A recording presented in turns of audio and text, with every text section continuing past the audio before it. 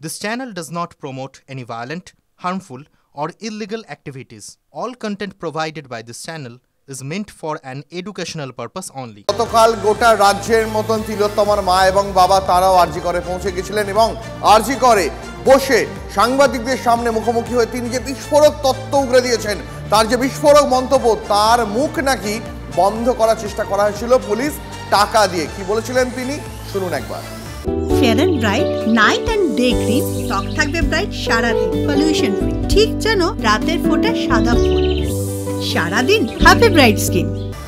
যখন আমার মেয়ের দেহ আমার ঘরে সাহিত্য ছিল, তখন ডিসি নর্থ আমাদের ঘরে একটা গলিতে ঘরের ভেতরে তিনি আমাকে টাকা দেওয়ার চেষ্টা করেন এবং তার যা জবাব দেওয়ার আমরা সঙ্গে সঙ্গে সেই জবাবটা দিয়ে দিই। ডিসি সেন্টার ইন্দিরা মুখোপাধ্যায় বারবার প্রেস মিট করে করে মিথ্যা কথা বলছে, মিথ্যাচার করছে। কারণটা কি?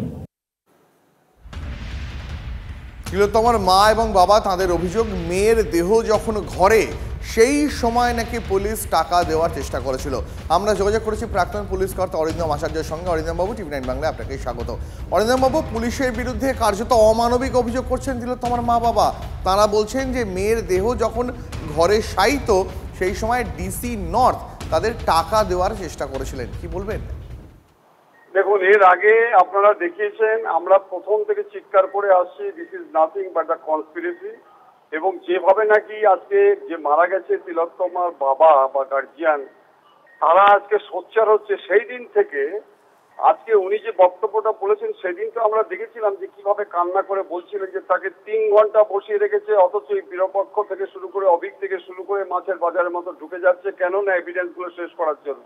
আজকে যে বক্তব্যটা বলছে ইলিগাল গ্রেটিফিকেশন, ঘুষ দেওয়ার কথা, আপনি ভাবুন কোন সভ্য দেশে, আপনি তো আজকে জানেন যে আজ হচ্ছে শিক্ষক দিবস, শিক্ষা আনে চেতনা, চেতনা আনে বিপ্লব।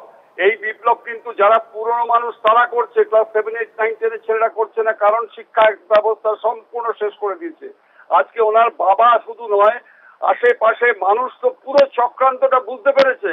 এবং শেষ করছি আপনাকে একটা কথা বলে, নতুন রাজ্য সরকার যে বিলটা এনেছে দেখবেন কত হাস্যাস্পদ, যে ওইখানে আপনারা যদি ভালো করে দেখেন নানা রকম আইন এনেছে, কিন্তু মৃত্যুদণ্ড আনছে, যেটা কোনো গুরুত্ব নেই রাষ্ট্রপতি সিগনেচার না করলে। কিন্তু যারা চক্রান্তকারী, যারা অ্যাবেটমেন্টের চার্জে আছে, যারা বিহাইন্ড দ্য বার আজকে এই ধরনের ঘটনাগুলো করছে, তাদের এগেইনস্টে কিন্তু কোনো সেকশন দেয়নি।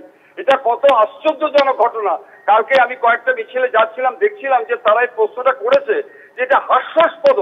যাদের কনস্পিরেসিতে, যাদের ইনস্টিগেশনে আজকে সব টোটাল ব্যাপারটা চেঞ্জ করে ইউডি কেস হচ্ছে। আপনি ভাবুন, এফআইআর নাম্বার 52 রাত কটায় হয়েছে, ডেড বডি পুড়িয়ে দেওয়ার পরে এত বড় একটা ঘৃণ্য চক্রান্ত। এই চক্রান্ত শিকার আজকে মা বাবাকে কান্না করে বলতে হচ্ছে। আমরা কি জানি না? আমরা কি বুঝতে পারছি? লক্ষ লক্ষ দেখুন, লাদাখে দেখুন গত পরশুদিন কিভাবে মিছিল বেরিয়ে গেছে। অতএব এটা লজ্জাজনক ঘটনা। Main the root of all evil, ওই তাদের এগেইনস্টে কিন্তু অ্যাকশন নিতে হবে, যে ঘুষ দিতে বলেছে এটা যদি ফ্যাক্ট হয়। কারণ এই রুটকে যদি না আমরা আজকে বিলুপ্ত আপরুটেড করতে পারি, তাহলে কিন্তু বিগত দিনে যত খুন হয়েছে সেই খুনগুলো কিন্তু রিওপেন করতে হবে এবং আগামী দিনে যাতে এই ধরনের ঘৃণ্য অপরাধ না করে এবং যে পিছনে বিহাইন্ড দ্য বার আছে তার এগেইনস্টে সিরিয়াস অ্যাকশন নিতে হবে। আপনাকে অনেক ধন্যবাদ। আমরা কথা বলছিলাম প্রাক্তন পুলিশ কর্তা অরিন্দম আচার্যের সঙ্গে। বাবা, তিলোত্তমার বাবা গতকাল আরজিকর হাসপাতালে রাতের বেলা যে রাত দখলের কর্মসূচি, সেখানে দাঁড়িয়ে সাংবাদিকদের মুখোমুখি হয়ে যে হৃদয় বিদারক বক্তব্য পেশ করলেন, সেটা আরো একবার আপনাদের শোনাই। যখন আমার মেয়ের দেহ আমার ঘরে সাহিত্য ছিল, তখন ডিসি নর্থ আমাদের ঘরে একটা গলিতে ঘরের ভেতরে তিনি আমাকে টাকা দেওয়ার চেষ্টা করেন এবং তার যা জবাব দেওয়ার আমরা সঙ্গে সঙ্গে সেই জবাবটা দিয়ে দিই। ডিসি সেন্টার ইন্দিরা মুখোপাধ্যায় বারবার প্রেস মিট করে করে মিথ্যা কথা বলছে, মিথ্যাচার করছে। কারণটা কি? বিশিষ্ট চিকিৎসকরা কি মনে করছেন এই বিষয়টি নিয়ে শোনাবো। সরাসরি বলে গেলেন ডিসি নর্থ নিজে একটা বিশাল অঙ্কের টাকার অফার করে বলেছিলেন যে সেটেলমেন্ট করে নিতে, ওর মাকে বলেছিলেন। এবং ওর বাবা তখন বলেছিল যে আপনার এই যে উর্দিতে যে কটা স্টার, এই কটা অর্জন করতে যেমন আপনাকে অনেক পরিশ্রম করতে হয়েছে, তেমনি আমার মেয়ে যে জায়গায় পৌঁছেছে অনেক পরিশ্রম করে পৌঁছেছে, আমার মৃত মেয়েটাকে এভাবে অপমান করবেন না এই বলে রিফিউজ করেছিলেন, প্রত্যাখ্যান করেছেন। কেন ধামাচাপা দিতে চাইছিলেন, টাকা দিয়ে মুখ বন্ধ করতে চাইছিলেন, প্রশ্ন অনেকগুলো উঠে আসছে। আমরা আশা করব যে তদন্তকারী সংস্থা সিবিআই এগুলো সব দিকটা খতিয়ে দেখে কোর্টে যেদিন পরবর্তী শুনানির ডেট হবে সেই দিনে পেশ করবে। এই মুহূর্তে লাইভ আমরা টেলিফোন লাইনে যোগাযোগ করেছি ডক্টর সুমন পোদ্দারের সঙ্গে। ডক্টর পোদ্দার, আপনাকে TV9 বাংলায় স্বাগত জানাচ্ছি। গতকাল তিলোত্তমার বাবা মা আরজি করে পৌঁছে সাংবাদিকদের মুখোমুখি হয়ে বেশ কিছু বক্তব্য রাখেন। তার মধ্যে আজ চাঞ্চল্যকর বলা যায়, সেখানে বলছেন যেই সময় তিলোত্তমার দেহ শায়িত ছিল তার বাড়িতে, সেই সময় সেই মুহূর্তে ডিসি নর্থ টাকা দেওয়ার চেষ্টা করেছিলেন তিলোত্তমার বাবা মাকে। কিভাবে দেখেন আপনি বিষয়টি? এটা বড় সাংঘাতিক অভিযোগ। রক্ষক যদি ভক্ষক হয় তাহলে বড় সাংঘাতিক। এটাকে লাইটলি না নেওয়াই উচিত।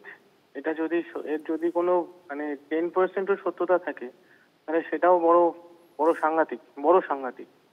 কারণ ঘুণ পোকার মতো সমস্ত সিস্টেমটার মধ্যে তো ঘুণ ধরে গেছে।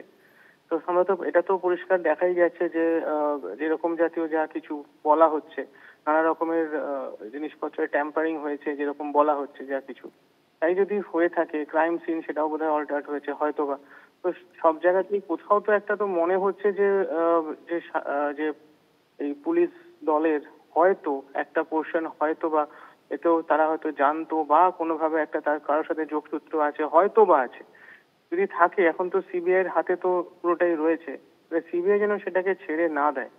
এটা যদি আবারও বলছি, যদি 10% সত্যতাও থাকে সেটার ইমপ্লিকেশন বড় সাংঘাতিক। রক্ষক ভক্ষক হলে তাহলে আমরা আর কার কাছে যাব? এটা কোনোভাবে যদি সত্যি হয় তাহলে কোনোভাবে কোনো ক্ষমা নেই। আপনাকে অনেক ধন্যবাদ। ডক্টর সুমন পোদ্দারের সঙ্গে আমরা কথা বলছিলাম। বিশিষ্ট চিকিৎসকরা কি মনে করছেন সেটা তো আমরা শুনলাম, কিন্তু এরকম একটা চাঞ্চল্যকর বক্তব্য, যে বক্তব্য শুনে প্রত্যেকে অবাক হয়েছে, তা নিয়ে রাজনৈতিক মহলে আলোচনা হবে না, সেটা কি হয়? রাজনৈতিক মহলে কে কি বলছেন বিভিন্ন দল থেকে শোনাবো আপনাদের। আমাদের ডাক্তার বোনের পিতৃদেব, তিনি যেভাবে আজকে তাকে গলিতে ডেকে নিয়ে গিয়ে মরদেহকে রেখে টাকার অফার করা থেকে শুরু করে ইন্দিরা মুখার্জির মিথ্যা স্টেটমেন্ট নিয়ে বলেছেন, মাথা ভাঙার ঘটনায় পুলিশের নিষ্ক্রিয়তা, থানার সামনে হওয়া ঘটনা আর নির্যাতিতার বাবার পুলিশের বিরুদ্ধে আজকে তাদের স্বরূপ উন্মোচিত করা, দুটো মিলে যাচ্ছে। পশ্চিমবাংলায় পুলিশকে কি কাজে এই মুখ্যমন্ত্রী পুলিশ মন্ত্রী ব্যবহার করছে।